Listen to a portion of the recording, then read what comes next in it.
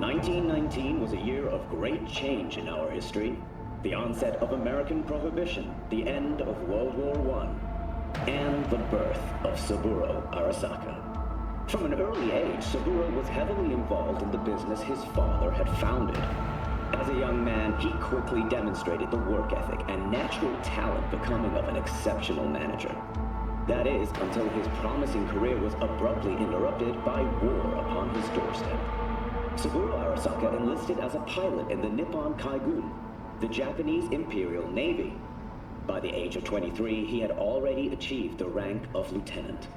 With 20 confirmed aerial victories, he forever will be honored as one of the Imperial Army's most accomplished fighter pilots. But in 1942, during a routine mission, his plane was severely damaged.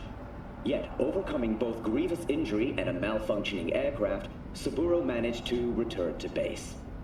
Join us after the break to hear what happened next.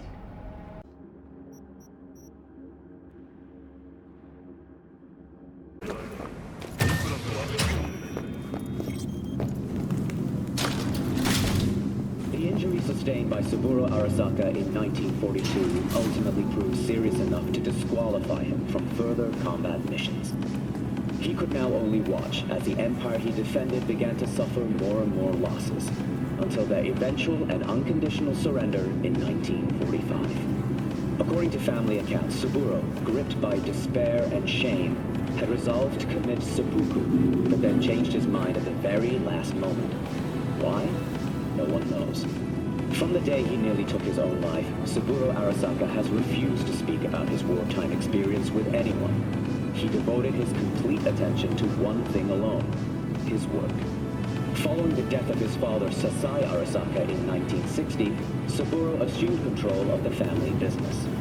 Under his direction, their humble company began on its path to becoming a world-leading corporate giant. It was in 1990 when Arasaka Corp first emerged on the Global 500 list.